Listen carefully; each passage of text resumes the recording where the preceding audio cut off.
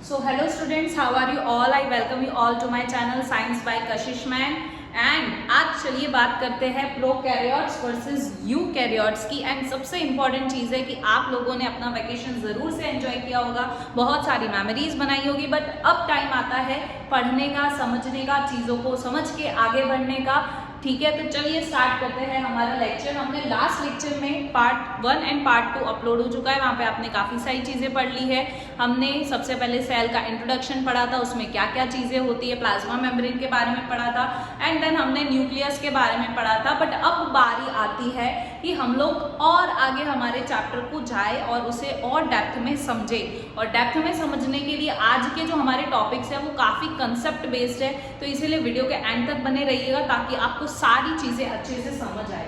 यहाँ पर आज हम बात करने वाले हैं प्रोकैरियोट्स वर्सेस यूकैरियोट्स की, साथ ही साथ हम यहाँ पे बात करेंगे एंडोप्लाज्मिक रेटिक्यूलम की, दैट इज योर ऑर्गेनेल्स। ठीक है, तो हम ऑर्गेनेल्स के बारे में भी आज यहाँ पे काफी चीजें समझने वाले हैं, तो चीजों को अच्छे से समझिए और चैनल को सब्सक्राइब भी कर दीजिएगा ताकि आपको ऐसे अच्छे अच्छे प्यारे प्यारे कॉन्सेप्ट बेस्ड वीडियोस मिलते रहें।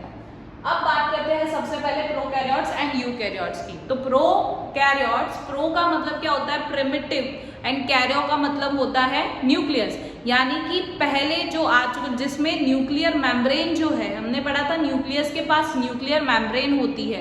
तो ये जो न्यूक्लियर मेम्ब्रेन है वो इसके अंदर वेल डिफाइंड नहीं होती है, यानी अच्छे से प्रेजेंट नहीं होती है, और किसी में पुअरली डेवलप्ड भी देखी जाती है। ठीक है, लेकिन यूकैरियोटिक ऑर्गेनिजम्स जो होते हैं उनके अंदर जो न्यूक्लियर मेम्ब्रेन है वो वेल डेवलप्ड होती है, मेम्ब्रेन्स भी प्रेजेंट होती है। तो ये पहला डिफरेंस है। ठीक है, तो यहाँ पर आपको डेफिनेशन भी बता रखी है, that is any cell that contains a clearly defined nucleus and membrane bound organelles. यहाँ पर इनके पास क्या है, सबसे पहले न्यूक्लियस के पास न्यूक्लियर मेम्ब्रेन है, एंड साथ ही साथ इनके पास ऑर्गेनेल्स भी प्रेजेंट है। This feature makes them different.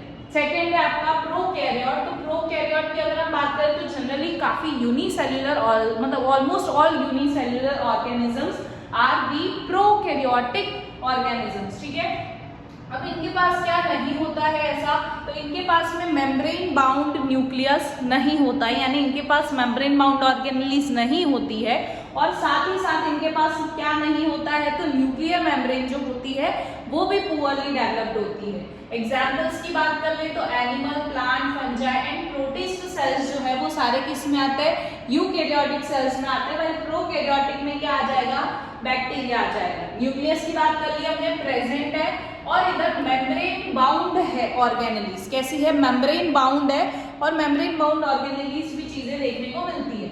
Prokaryotes की बात करें तो इसके अंदर एब्सेंट, या तो फिर हम बोल सकते हैं न्यूक्लियोइड रीजन प्रेजेंट होता है, जहां पर बेसिकली जो हमारे क्रोमोसोम्स, डीएनए जो जिसे बोला जाता है, डीएनए या आरएनए, जो भी चीजें होगी वो वहां पर प्रेजेंट होती है, बट उसके पास में न्यूक्लियर मेम्ब्रेन नहीं होता। तो इसीलिए हम इसको क्या बोल देते हैं कि न्यूक्लियस एब्सेंट है, लेकिन उस रीजन को जहां पर आपके ये क्रोमोसोमल मटेरियल्स एंड ये सारी चीजें है, जेनेटिक मटेरियल्स प्रेजेंट है, उस जगह को हम न्यूक्लियोइड रीजन बोल देते हैं। सेल साइज जनरली यहाँ पे बात करिए लार्ज होता है, भाई यहाँ पे प्रोकैरियोट्स में कैसा होता है, स्मॉल होता है।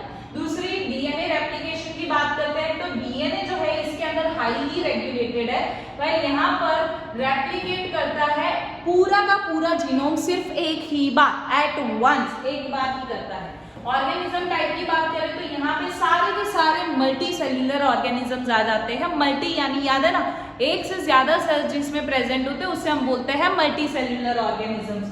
वाइल यूनिसेल्यूलर की बात करें, यूनी मतलब वन, यानी ऐसे ऑर्गेनिज्म जिनके पास एक ही सेल प्रेजेंट है उसे हम बोलेंगे यूनिसेल्यूलर। तो ये यूनिसेल्यूलर ऑर्गेनिज्म किसके पास आया, prokaryotes, and multicellular eukaryotes. Chromosome देखें तो यहाँ पे एक से ज्यादा देखने को मिलते हैं, वाइल यहाँ पर एक लंबा सा एक लूप होता है डीएनए का। ठीक है, नेक्स्ट राइबोसोम इसके अंदर लार्ज देखने को मिलते हैं, वाइल इसमें स्मॉल देखने को मिलते हैं। ग्रोथ जो है इनके अंदर स्लोली होती है, क्योंकि चीजें जो है वो क्या है, कॉम्प्लेक्स है, और कॉम्प्लेक्स चीजें बनने में या बिगड़ने में जो भी बोले उसमें क्या लगेगा, टाइम लगेगा। भाई इधर क्या होगा, इतना कॉम्प्लेक्स नहीं होता है इसका स्ट्रक्चर, तो दैट्स व्हाई ये फास्टर अपना ग्रोथ दिखाता है। ऑर्गेनेलीज की बात करें तो ये जो सबसे मेन डिफरेंस है हमारा यहाँ पर, ऑर्गेनेलीज की बात करते हैं तो ऑर्गेनेलीज यहाँ पे प्रेजेंट होती है व्हाइल यहाँ पे एब्सेंट होती है। ट्रू और फॉल्स में आपको पूछा जा सकता है, आपको लिख के दे दिया अगर कि organelles are present in prokaryotic cells, that is totally false, not true. Next अब हम बात करें तो ability to store hereditary information, यानी पेरेंट्स से जो भी हेरिडिटरी इंफॉर्मेशन मिलती है कौन वो स्टोर कर सकता है, तो यहाँ पे सारे के सारे यूकैरियोटिक ऑर्गेनिजम्स के पास ऐसी एबिलिटी है कि वो सारे के सारे हेरिडिटरी कैरेक्टर्स को क्या कर सकता है, स्टोर कर सकता है। वही सारे के सारे प्रोकैरियोट्स जो है इनके पास भी ये एबिलिटी प्रेजेंट होती है, मतलब यहाँ पे सिमिलैरिटी आ गई कि दोनों के अंदर क्या चीज सेम है। सेल वॉल की बात करें तो यहाँ पे सेल वॉल जो है वो सिंपल होती है, लेकिन आपको पता है एनिमल सेल वॉल नहीं होता है, एनिमल के पास सेल वॉल नहीं होता है, किसके पास होता है, प्लांट और फंजाई के पास। अगर आपको ये सारी चीजें नहीं पता, बेसिक्स नहीं पता, तो फटाफट से जाइए पार्ट 1 और 2 को चेक कीजिए, अच्छे से समझिए और फिर पार्ट 3 पे आकर ये चीजें समझिए। नेक्स्ट आता है यहाँ पे कि ये जो सेल वॉल है प्रोकैरियोट्स के अंदर कैसी होती है, कॉम्प्लेक्स होती है, इनके अंदर प्रेजेंट होती है। प्लाज्मा मेम्ब्रेन की बात करें तो ये इसके अंदर प्रेजेंट है, वाइल इसके अंदर भी प्रेजेंट है, इसके अंदर एब्सेंट नहीं है, मतलब प्रोकैरियोट्स यूकैरियोट्स दोनों के पास सेल मेम्ब्रेन प्रेजेंट होती है। और साइटोप्लाज्म की बात करें तो ये तो दोनों में ही प्रेजेंट होगा, क्योंकि सेल है तो उसके अंदर साइटोप्लाज्म तो होनी ही है, ठीक है। नेक्स्ट हम बात करते हैं, यहाँ पे मैंने आपको दिखाया हुआ है, this is we can say photo, और इमेजिन आप कर सकते हो चीजों को इसके थ्रू कि प्रोकैरियोट्स और यूकैरियोट्स में क्या क्या डिफरेंस है। अगर आप यहाँ पे देखोगे तो ये क्या दिख रहा है आपको, आपका जेनेटिक मटेरियल है, बट ये किस रीजन में होता है, इसे हमने क्या कहा है, न्यूक्लियोइड कहा है रीजन। क्या है रीजन का नाम, न्यूक्लियोइड रीजन। भाई इसके पास एक प्रॉपर देखो यहाँ पे न्यूक्लियर मेम्ब्रेन प्रेजेंट है ना, और इसके पास क्या है, न्यूक्लियस प्रेजेंट है, जिसके अंदर जो hereditary information that is present on the genes, your genetic material, वो सारी चीजें यहाँ पर प्रेजेंट है। फिर यहाँ पे आप देख पा रहे हो दीज आर ऑर्गेनेलीज प्रेजेंट, इसके आसपास में ये जो आपको ट्यूब्यूल लाइक स्ट्रक्चर देख रहे हो, ये सारी चीजें हम अभी आगे पढ़ने वाले। This is nothing but this is your endoplasmic reticulum, है ना। फिर इसके बाद ये जैसे ये प्लांट सेल का दे रखा है, कैसे पता चला मैम कि ये प्लांट सेल का है, बिकॉज यहाँ पर क्या प्रेजेंट है, क्लोरोप्लास्ट। एनिमल सेल्स के पास क्लोरोप्लास्ट नहीं होता, प्लांट सेल्स के पास होता है, इसलिए हमने यहाँ पे समझ गए कि ये किसका है हमारा structure, this is a plant cell, ठीक है। फिर क्या प्रेजेंट होता है, इधर माइटोकॉन्ड्रिया, गोल्गी एपरेटस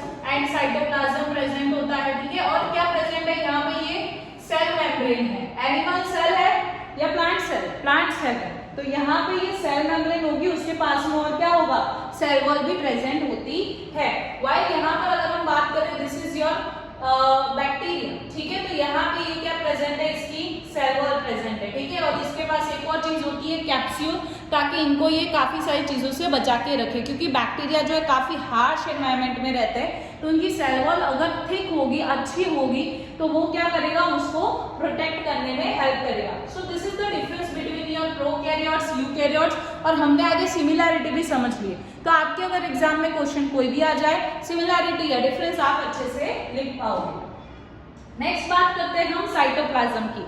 अभी हमने समझा कि जो सेल है, सेल के अंदर एक खाली जगह प्रेजेंट है, और वो खाली जगह किससे भरी हुई है, फ्लूइड फील्ड स्पेस है, और इसी फ्लूइड फील्ड स्पेस को हम क्या बोलते हैं, साइटोप्लाज्म बोलते हैं। आप यहाँ पे देख पा रहे होंगे कि ये हमारा क्या है, सेल है, और इस सेल के अंदर जो ये पूरी खाली जगह प्रेजेंट है, फ्लूइड फील्ड स्पेस है, इसे हम क्या बोलते हैं, साइटोप्लाज्म बोलते हैं। अब साइटोप्लाज्म की बात करें तो this is a fluid filled content, जो कि कहाँ प्रेजेंट है, सेल के अंदर प्रेजेंट है, ठीक है। और सेल में भी अगर हम बात करें तो किसके अंदर आया हुआ है, प्लाज्मा मेम्ब्रेन आएगी पहले, ठीक है, एनिमल सेल है तो प्लाज्मा मेम्ब्रेन के अंदर की साइड यहाँ पर क्या प्रेजेंट है, फ्लूइड फिल्ड कंटेंट, जिसे हम क्या कहते हैं, क्या कहते हैं, साइटोप्लाज्म।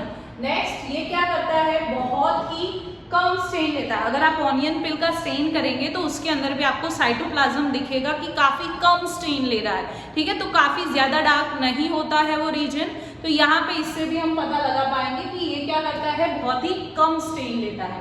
नेक्स्ट अगर हम बात करें तो यहाँ पर स्पेशलाइज्ड सेल ऑर्गेनेलीज साइटोप्लाज्म के अंदर प्रेजेंट होती है। अब किसके पास होगी, अभी हमने समझा कि स्पेशलाइज्ड सेल ऑर्गेनेलीज किसके पास होती है, प्रो या you, yes you know the answer, that is eukaryotic organisms, ठीक है। अब ये क्या परफॉर्म करते हैं, स्पेसिफिक फंक्शन, है ना, इनका कुछ ना कुछ काम होता है, वो कुछ ना कुछ काम ऑर्गेनेलिज का, वो हम अभी आगे समझेंगे। और दूसरा, इनके पास भी क्या प्रेजेंट होती है, अपनी खुद की मेम्ब्रेन प्रेजेंट होती है। किसके पास होती है, ऑर्गेनेलिज के पास खुद की प्रेजेंट होती है मेम्ब्रेन। ओके, नेक्स्ट देखो कि अभी हमने ये चीज तो समझ ली, साइटोप्लाज्म क्या है, उसके अंदर क्या क्या चीजें प्रेजेंट है। अगर हम प्रोकैरियोट्स की बात करें तो अभी हमने पढ़ा सेल ऑर्गेनेलिज एब्सेंट है। अभी हमने यूकैरियोट्स का पढ़ा कि भाई इसके पास क्या है, प्रेजेंट है, ठीक है। लेकिन वायरस की बात करें तो वायरस के पास तो कोई भी मेम्ब्रेन होती ही नहीं है। आप जानते हैं, हमने लास्ट लेक्चर में भी डिस्कस किया था, वायरस के पास कोई भी मेम्ब्रेन नहीं होती है, जिस वजह से उसे क्या है, वो ना ही लिविंग है, वो ना ही नॉन लिविंग है, वो बीच में आता है। लेकिन ये फिर काम कैसे करेगा, वो हमें इन्फेक्ट कैसे करता है, वो समझने वाली बात है। तो जैसे कोई ये यहाँ पे ऑर्गेनिज्म है, ठीक है, अब बाहर अगर यहाँ पे वायरस प्रेजेंट है, दिस इज द वायरस, ठीक है, अगर ये बाहर एनवायरनमेंट में प्रेजेंट है तो वहां पे वो किसी को भी इन्फेक्ट नहीं कर सकता है। व्हाई? बिकॉज इसके पास में कोई भी प्लाज्मा मेम्ब्रेन नहीं है और ना ही कोई ऐसा स्पेसिफिक चीजें है इसके पास जिसकी वजह से वो इन्फेक्ट कर पाए। बट उसे कुछ ना कुछ जैसे सेल चाहिएगा तो सही, जहां पर जाकर वो खुद को मल्टीप्लाई कर सके।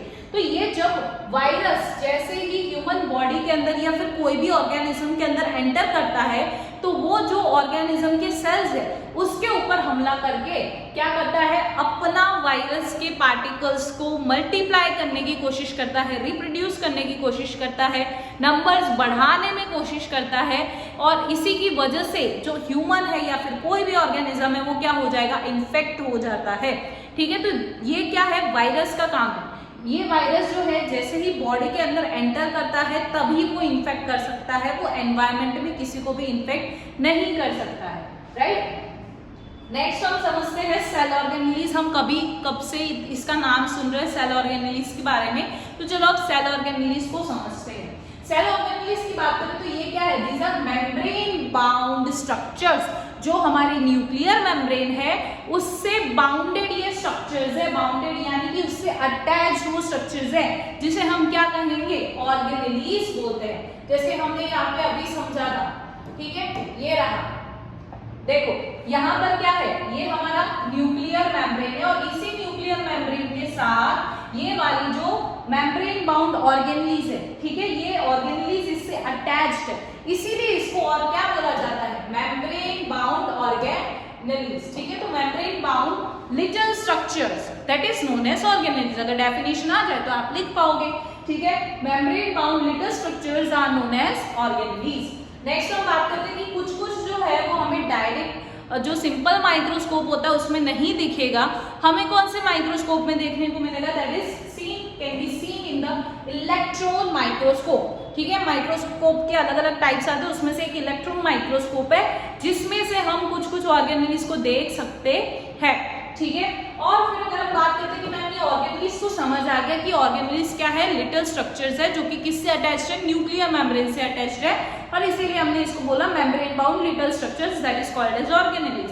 लेकिन ये ऑर्गेनेलिज होती कौन कौन सी है, कौन कौन सी ऑर्गेनेलिज है, तो इसमें से ऑर्गेनेलिज के नाम अगर हम देखें तो कौन कौन से है, endoplasmic reticulum, Golgi apparatus, lysosome, mitochondria and plastids, ठीक है। Endoplasmic reticulum, Golgi apparatus, lysosome, mitochondria and plastids, these are your organelles. अब इस एक एक ऑर्गेनेलिज को हमें डिटेल में समझना है, ठीक है। इसमें से हम अभी आज पढ़ रहे हैं एंडोप्लाज्मिक रेटिकुलम के बारे में, बाकी की चीजें आपकी आएगी नेक्स्ट लेक्चर में, Golgi apparatus, lysosome, mitochondria and plastids, ठीक है। हम काफी अच्छे से चीजों को ध्यान से समझेंगे, फोकस करके समझेंगे। और अगर आप चाहते हैं कि मैं अगर आपको लाइव आकर पढ़ाऊं तो फिर फटाफट से कमेंट जरूर से करिएगा। ओके, तो यहाँ पे अगर हम देखें सेल ऑर्गेनेलिज के ये कुछ फोटोज है जिसके थ्रू आपको चीजें अच्छे से और समझ आएगी। जैसे हम यहाँ पे बात करते हैं, यहाँ पे देखो ये सेल ऑर्गेनेलिज के बारे में बताया हुआ है। जैसे ये क्या है आपका न्यूक्लियस है, अब न्यूक्लियस के पास क्या प्रेजेंट है, इसकी खुद की मेम्ब्रेन प्रेजेंट है, न्यूक्लियर मेम्ब्रेन। पार्ट 2 में मैंने न्यूक्लियस समझाया हुआ, आप जाकर उसे चेक कीजिए, उसको समझिए तो आपको यहाँ पर सारी चीजें समझ आएगी, ठीक है। इसके बाद यहाँ पर ये क्या प्रेजेंट है, माइटोकॉन्ड्रिया। आपने सुना होगा mitochondria is known as power house of cell. जो हमारे अंदर इधर हम घूम रहे हैं, बैठ रहे हैं, खा रहे हैं, पी रहे हैं, है ना, यहाँ पे मैं पढ़ा रही हूँ, आप पढ़ रहे हो, ये सारी चीजों में क्या लगती है, एनर्जी लगती है। और ये सारी एनर्जी जो है वो कहाँ से आएगी, ये माइटोकॉन्ड्रिया से आती है। Mitochondria is known as power house of cell. तो ये हमारा क्या है, माइटोकॉन्ड्रिया।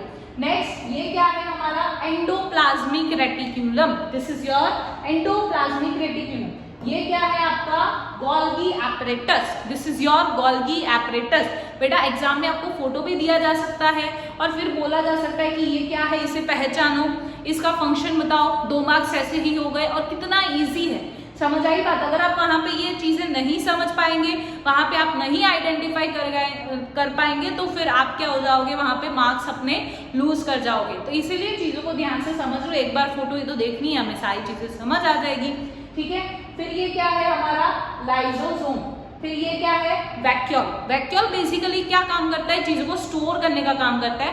और ज्यादातर स्टोर करने का काम किसके अंदर होता है, कौन करता है स्टोर करने का काम, प्लांट के अंदर ज्यादा होता है। तो इसीलिए यहाँ पर वैक्यूल हमें कहाँ देखने को मिलता है, प्लांट्स के अंदर देखने को मिलता है। छोटा छोटा वैक्यूल्स हमें किसी एनिमल सेल्स के अंदर भी देखने को मिल जाएगा। नेक्स्ट क्या है हमारा, दिस इज क्लोरोप्लास्ट। ये क्या है, क्लोरोप्लास्ट। अब पता ही आपको क्लोरोप्लास्ट में क्या प्रेजेंट होता है, क्लोरोफिल प्रेजेंट होता है। क्या प्रेजेंट होता है, क्लोरोफिल। और यही क्लोरोफिल आप जानते हैं क्या करता है, जल्दी से बताओ, कमेंट डाउन कर दीजिएगा जरूर अपना आंसर, ठीक है। तो क्लोरोप्लास्ट जो है वो क्या काम करता है, क्या काम करता है, फटाफट से कमेंट करिएगा। और नेक्स्ट आता है तुम्हारा सेंट्रोसोम, ठीक है।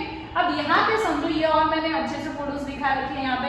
This is nucleus, this is endoplasmic reticulum.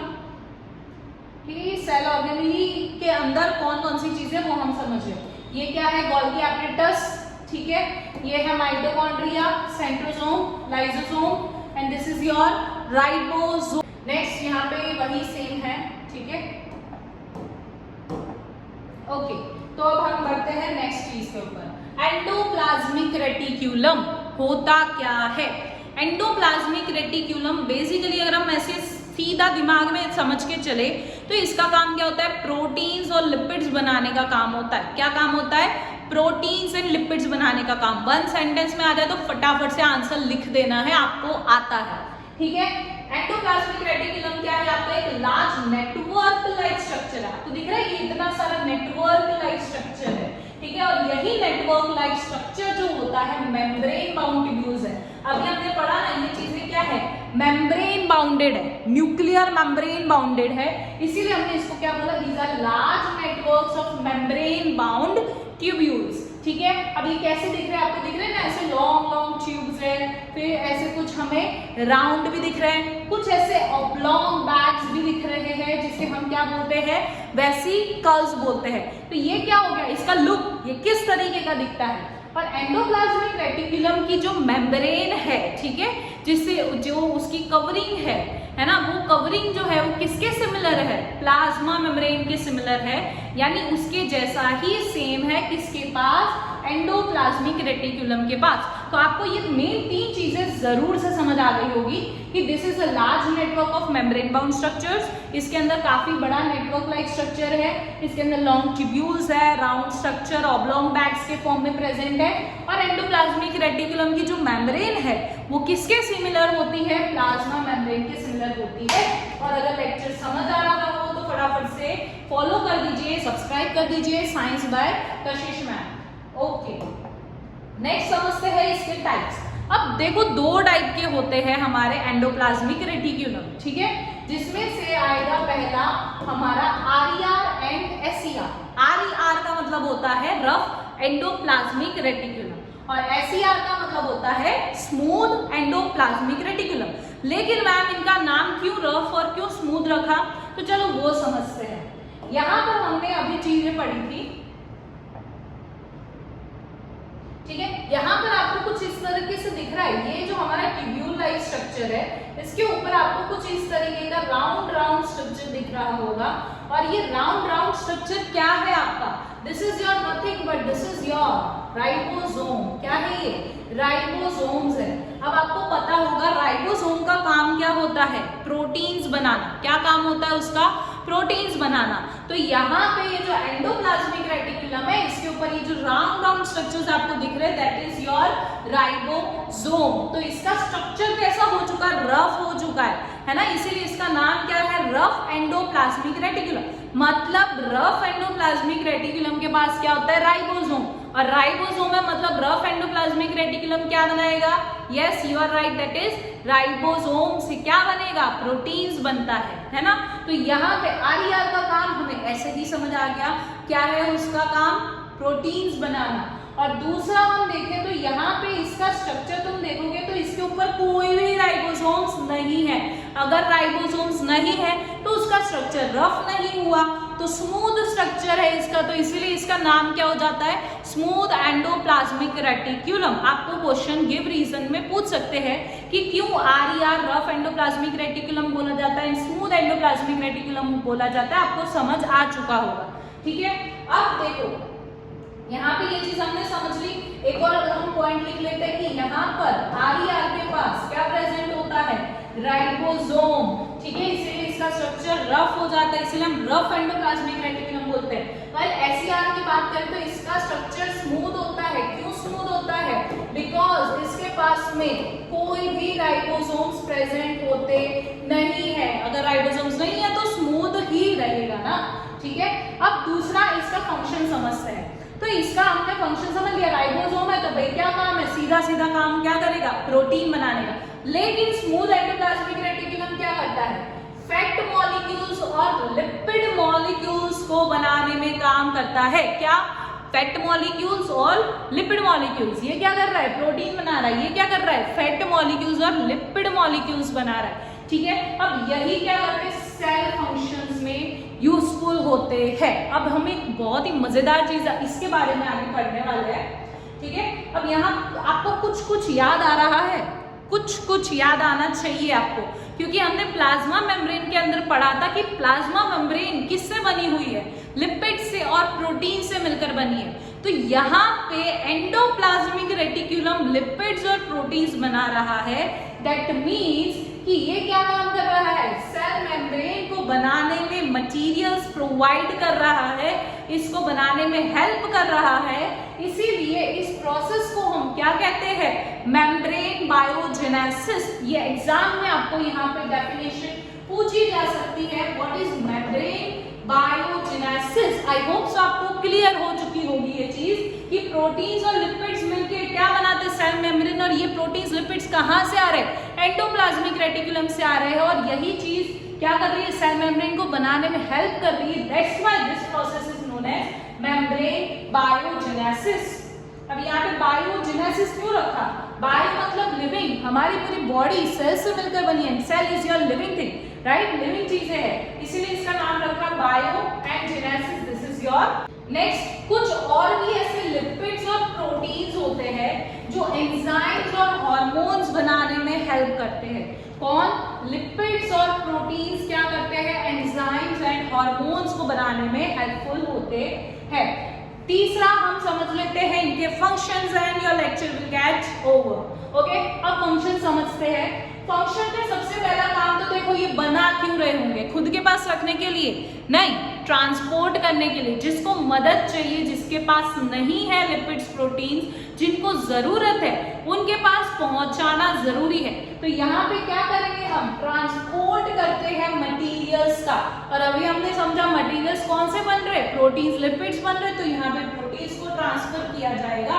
अब वो क्या हो सकता है, या तो साइटोप्लाज्म में नीड हो सकती है, सेल के साइटोप्लाज्म में नीड होगी तो उधर भेज देंगे, या तो साइटोप्लाज्म एंड न्यूक्लियस के बीच में ही रहते हैं ये दोनों, तो उनके पास भेजा जाएगा, या तो साइटोप्लाज्म या न्यूक्लियस दोनों जगह भेजा जाएगा।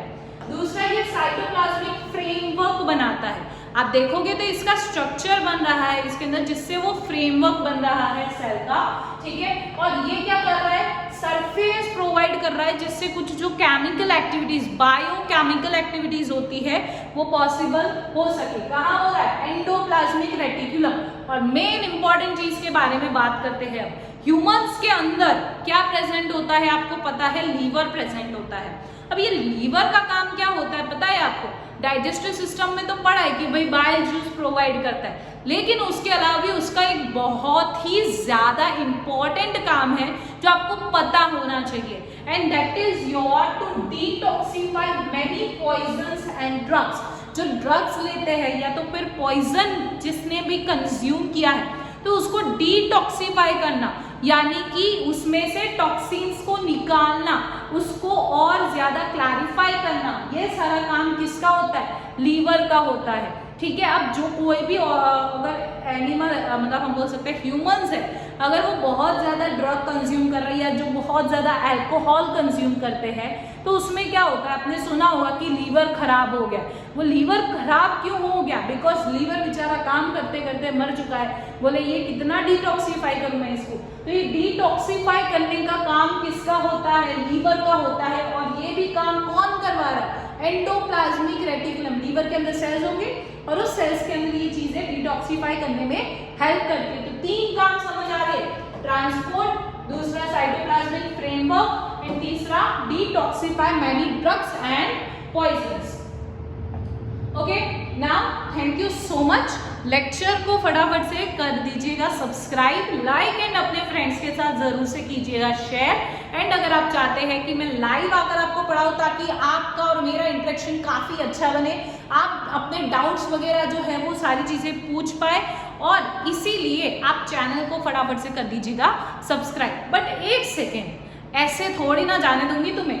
अब मैंने आपको बताया था कि हमें क्वेश्चन प्रैक्टिस बहुत ज्यादा जरूरी है। हमने जो चीज भी पढ़ी है और जब तक हम उसका क्वेश्चन प्रैक्टिस नहीं करेंगे तब तक हमें चीजें समझ में नहीं आएगी, या फिर हम बोल सकते हैं लॉन्ग टाइम तक आपको याद नहीं रहेगी। तो जब आप क्वेश्चन प्रैक्टिस करोगे तब आपको और मजा आएगा। तो चलिए हम बढ़ते हैं अब क्वेश्चन प्रैक्टिस की तरफ। तो चलिए अब क्वेश्चंस को समझ लेते हैं, प्रैक्टिस कर लेते हैं, ताकि आपको कंसेप्ट जो है वो लॉन्ग टाइम तक याद रहे और आपको भी चीजें समझने में मजा आएगी और आपको पता भी चलेगा कि आपको यहाँ पे कितना समझ आया। आई होप सो आप ये सारी चीजों के आंसर दे पाएंगे। ये पार्ट 1 एंड पार्ट 2 में से भी मैंने क्वेश्चंस यहाँ पर निकाले, और पार्ट 3 जो हमने आज पढ़ा उसके बारे में भी है। लगभग अभी 2 पार्ट्स और आएंगे, हम अच्छे से समझेंगे, डिटेल में समझेंगे, कंसेप्ट बेस्ड समझेंगे और कोई भी जल्दबाजी नहीं करेंगे। ओके, अब देखो सबसे पहले हम बात करते हैं फर्स्ट क्वेश्चन की। ठीक है, ओके, फर्स्ट क्वेश्चन क्या है? Who coined the term cell in 1665? Cell के बारे में टर्म जो है, सेल की जो टर्म है कि इसका नाम सेल है, ठीक है, नामकरण जो है वो किसने किया था? यहाँ पर Robert Brown, Robert Hooke, Anton van Leeuwenhoek और Matthias Schleiden. You know the answer, yes, Robert Hooke. अगर आपको ये आंसर्स नहीं आ रहे दैट मीन्स आपका पार्ट जो हिस्ट्री वाला पार्ट है जहां पर हमने समझा कि कौन से साइंटिस्ट ने क्या चीजें समझाई थी, अगर आपको ये चीज नहीं पता है तो जाइए पार्ट 1 एंड 2 को अच्छे से देखिए, समझिए और आकर यहाँ पर दबा के क्वेश्चंस कीजिए। Okay, which of the following organism is called as protein factory? अभी पढ़ा हमने, प्रोटीन फैक्ट्री कौन है हमारा यहाँ पे? माइटोकॉन्ड्रिया, लाइसोसोम, राइबोसोम और plastid. Yes, you know guys, that is ribosome. Next, which organelle is responsible for synthesizing lipids and detoxifying the poisons? अभी बड़ा हमने, अभी बड़ा कौन है वो? रफ है, स्मूथ है, गोल्गी एपेटस है या वैक्यूल है? अभी हमने समझा बेटा, लिपिड्स जो है वो क्या करते हैं, मतलब जो डिटॉक्सिफाई करने का काम लिपिड्स जो मतलब हम बोल सकते हैं कि लिपिड्स को छोड़ो, डिटॉक्सिफाइंग करने का काम कौन करता है? स्मूथ एंडोप्लाज्मिक रेटिकुलम करता है। ठीक है, next, movement of water across semi permeable membrane from a higher. देखो बेटा, कभी भी आप एग्जाम देने बैठो ना तो आपको ये जो कुछ चीजें जो कंफ्यूजिंग लगती है उसको सर्कल करते जाओ। Higher water concentration to a region of lower water concentration, और इसी को हम क्या कहते हैं? डिफ्यूजन या फिर एक्टिव ट्रांसपोर्ट, प्लाज्मोलाइसिस या ऑस्मोसिस। हमने पढ़ा था पानी के लिए कौन होता है भाई? ऑस्मोसिस होता है। What happens to a plant cell when it is placed in a hypotonic solution? Plant cell में क्या होगा अगर हम उसे किस में रख देंगे? हाइपोटोनिक। हाइपो मीन्स कम और टोनिक मीन्स कि उसके अंदर सॉल्ट कम प्रेजेंट होगा, ऐसे समझ के चले। तो यहाँ पर पानी का कंटेंट ज्यादा होगा, मतलब पानी कहाँ जाएगा? सेल के अंदर जाएगा और वो सेल क्या हो जाएगा? स्वेल अप हो जाएगा। तो यहाँ पर आंसर क्या आ जाएगा? It swells up, that means it becomes the बजेगा। Which of the following lacks a nuclear membrane? अभी पढ़ा, न्यूक्लियर मेम्ब्रेन किसके पास नहीं होती है? प्रोकैरियोटिक सेल्स के पास में न्यूक्लियर मेम्ब्रेन नहीं होती है।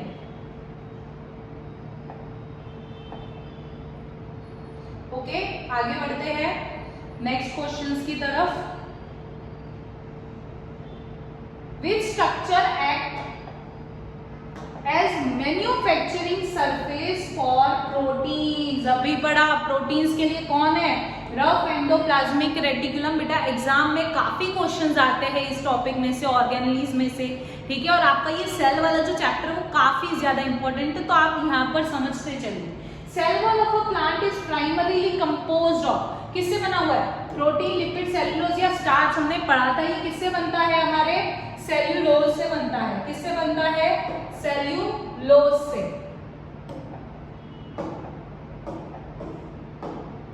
Okay, next the functional segments of DNA. हमने पढ़ा था फंक्शनल सेगमेंट डीएनए का क्या है, क्या होता है? That is genes. Which scientist proposed the cell theory? Cell theory के बारे में किसने बताया था? Schleiden and Schwann. What is the fundamental unit of life? अरे ये तो एकदम इजी क्वेश्चन है, हमारे चैप्टर का ही नाम है, this is cell. The jelly-like fluid present inside the cell। अभी हमने पढ़ा jelly-like यानी कि fluid filled space कौन है? साइटोप्लाज्म। ओके, नेक्स्ट हम समझते हैं 13। Which of the following contains their own DNA and ribosome? अभी इसके बारे में हम पढ़ने वाले हैं, that is माइटोकॉन्ड्रिया। माइटोकॉन्ड्रिया के पास खुद का ही डीएनए और खुद का ही राइबोसोम होता है। What is plasmolysis refer? हमने पढ़ा था प्लाज्मोलाइसिस क्या होता है? That is shrinkage of cytoplasm in a hypertonic solution। यानी समझो बाहर का एरिया जहाँ पर पानी का अमाउंट कम है और वहां पर सॉल्ट का अमाउंट ज्यादा है, तो जो सेल है उसमें से पानी बाहर निकल कर जाएगा, ठीक है। तो यहाँ पर इसी को हमने क्या कहा था? Plasmolysis. Which of the following is not a characteristic of endoplasmic reticulum? इसमें से एंडोप्लाज्मिक रेटिकुलम का कौन सा कैरेक्टर नहीं है? It forms network, yes. It is a double membrane। यहाँ ध्यान देना, हमें नॉट बोला है, कौन सा है नहीं पूछा, नॉट पूछा है, ठीक है।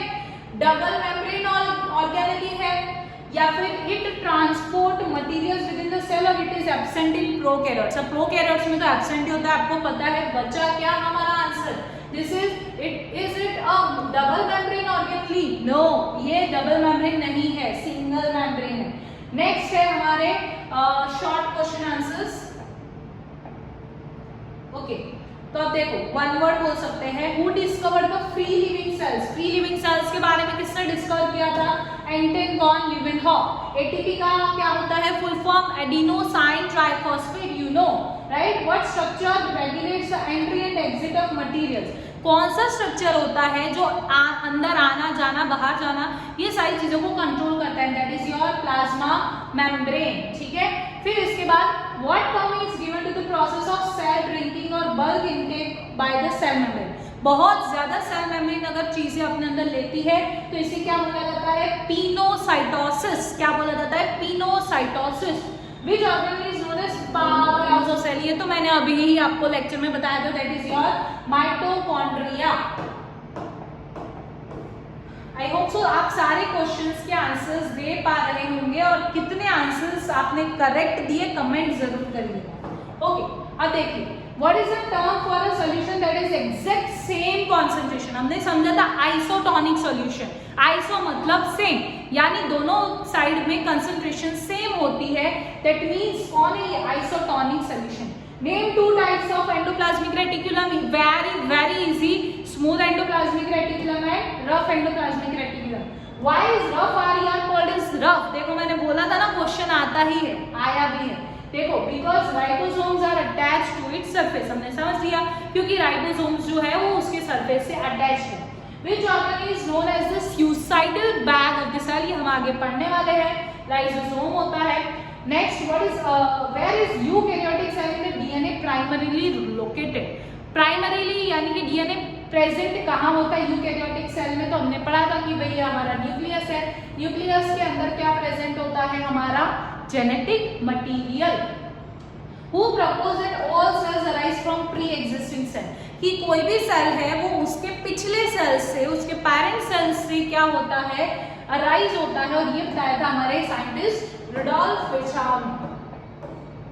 ओके, नेक्स्ट हम समझते हैं what are protein synthesizing body found in the cells. अभी हमने पढ़ा प्रोटीन सिंथेसाइज कौन करता है, राइबोसोम करता है। अगर ऑर्गेनेली पूछी होती तो क्या लिखते, रफ एंडोप्लाज्मिक रेटिक्यूलम, वाइल यहाँ पर बोला है बॉडी। वैसे क्या होता है कि ये साइटोप्लाज्म है, यहाँ पर ये एंडोप्लाज्मिक रेटिक्यूलम में भी प्रेजेंट होती ही है हमारे राइबोसोम, लेकिन साथ ही ये साइटोप्लाज्म में भी ऐसे खुले पड़े होते हैं, तो इसीलिए हम ऐसा नहीं लिखेंगे कि भाई सिर्फ एंडोप्लाज्मिक रेटिकुलम में होता है, ये हमारे दोनों जगह प्रेजेंट होते हैं। Name a unicellular organism, very easy, that is amoeba, या तो फिर आप बैक्टीरिया लिख सकते हो, और chlamydomonas. What is the outermost covering of plant cells called as, बाहर की जो कवरिंग होती है प्लांट सेल की उसे हम क्या कहते हैं, सेल वॉल कहते हैं, हमने पढ़ा था। एनिमल सेल के अंदर सिर्फ प्लाज्मा मेम्ब्रेन होती है, फिर वाइल प्लांट सेल के अंदर प्लाज्मा मेम्ब्रेन और बाहर की तरफ सेल वॉल भी प्रेजेंट होता है। Which organelle act as the storage cell, कौन स्टोरेज की तरह काम करता है, हमने अभी स्टार्टिंग में भी पढ़ा था, दैट इज वैक्यूल। अब ये बताओ मुझे, इसका क्वेश्चन का आंसर दो मुझे कि एनिमल सेल के अंदर जो वैक्यूल है वो बड़ा होगा या फिर प्लांट सेल के अंदर वैक्यूल बड़ा होगा या छोटा होगा।